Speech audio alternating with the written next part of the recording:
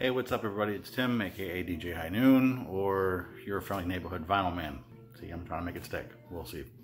Anyway, so late to the party, but not at the 0 hour. I mean, I don't know. It just seems like more and more of these things keep sneaking up on me, and I could not miss this one. You know, every once in a while you meet somebody that you really connect with, and they're good friends. You maybe consider them family. That's this guy, not this guy, but that guy right over there. His name is Jeff Kempin. He's like a brother.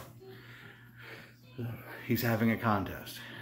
70 spin zones, 700 subs, 7,000 hugs, 7 million tickles. Doesn't matter. I'm just being silly because it's tired. Because it's tired and I'm late.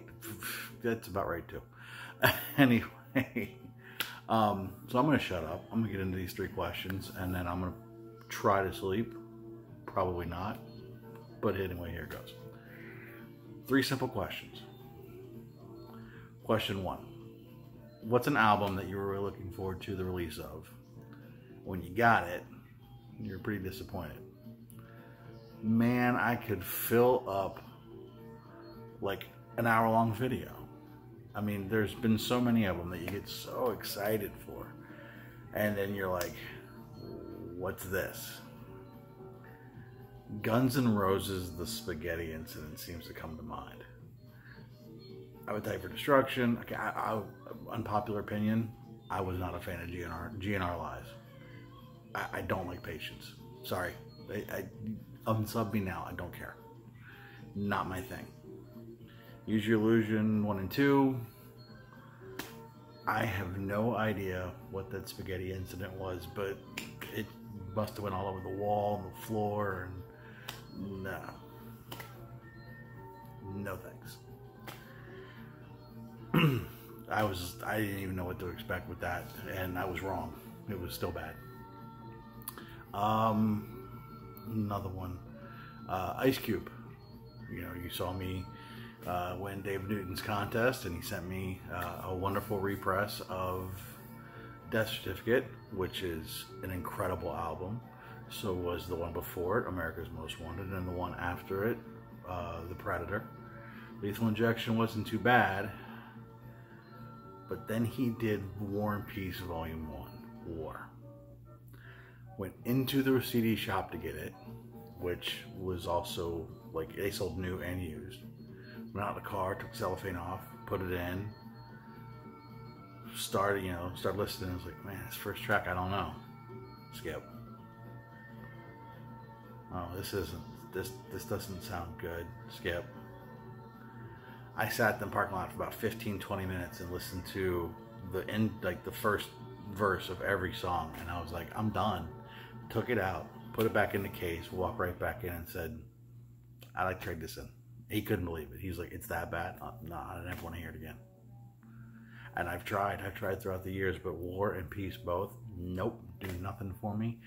Don't want anything to do with them. Now this one isn't on that same level of that, but I was really excited for this because I thought this band had a pretty solid batting average up to this point. And not saying this is a bad album. It's not a bad album. But given with where they were, this one I didn't connect with. That's King Gizzard and the Lizard Wizard, Fishing for Fishes. Like I said, it's not a bad album, but it definitely didn't feel like it lived up to where they had recently been with their catalog. Now, again, you can argue the band's 4 years old and they have 914 albums.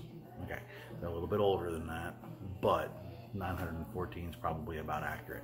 I really do think they're in double, like 15, 16, 18 albums. It's ridiculous because they've only been around for a few years. I mean, they did, what, 6 in a year? I mean, it's ridiculous. The one after this, Infest the Rat's Nest, which I don't have on wax yet, I need to get it, is phenomenal. I mean, it's mind blower. So to me, this one just didn't live up to where I thought they were at that time. Again, not a bad album, but considering their batting average, felt it was a miss. So I was a little disappointed. And I play it every once in a while just to kind of connect with it. And I'm like, okay, it's not as bad as I initially thought, but I still don't connect with it. It's not one that if I say I'm in a King Gizzard mood, I'm going to grab first. It's just not going to happen. So there you go. Question 1. Question 2.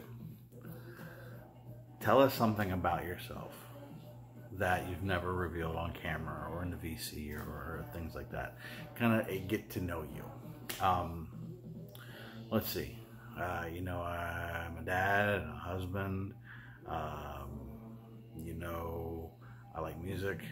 I think a lot of you know that I work in essentially a data field. I'm a data specialist / data analyst. So Excel is my friend.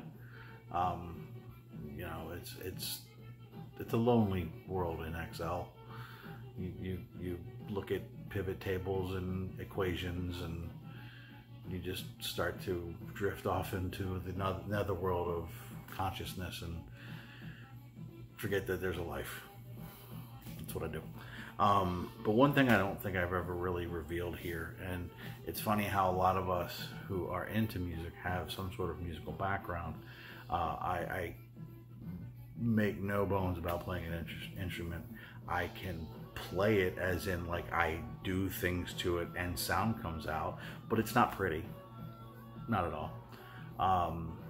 But I spent my formidable years of schooling in choirs, and eventually when I was in high school, I was actually in middle school and high school, I was in a very select honors choir in my county, and in my school, in my high school, I was actually awarded the Best Male Award. By nature, I'm a baritone. At times I was singing bass or even double bass. Unfortunately, I didn't stick with it, and my 20s was very rough on my voice, and now it sounds like utter crap. But it used to sound pretty good. So, would have been nice to stick with it.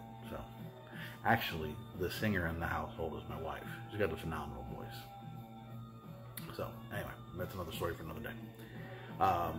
And then question 3. Where do you see your collection going in 2020? Probably to the much of the chagrin of some of the people in his household. I'm sure I'll still be adding to it. But I'm really trying to better organize it. Like if you look behind me, I've finally added dividers, and I know some people reinforce their collac systems or do things. I'm trying to maybe get something so they don't slide so far back. Half of this easily still needs to be gone through and organized and cleaned and processed and listened to. There's only so much time in a day, and I get newer stuff that I'm really excited to listen to. And a lot of this I showed on camera years ago. So I know I have it, but it's still trying to go through all that. I have a lot of 45s I got to do something with. Get them cleaned and organized, and you know, really just kind of focus on that. Will I still be buying this year? Sure. But I'm really trying to get everything organized and in place, so as I add to it, and I've maybe weeded out some things that I've listened to and I'm like, nah, I don't really need that.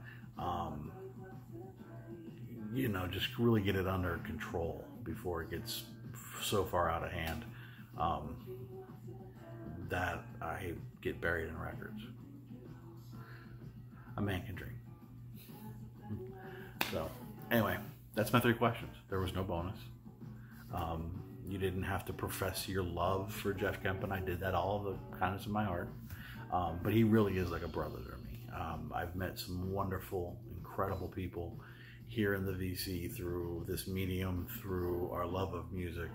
And the more I get to know some of you, I do consider them good friends. I consider you good friends. And then there's that, you know, that inner circle. And it's not picking and choosing anybody, just someone you connect with.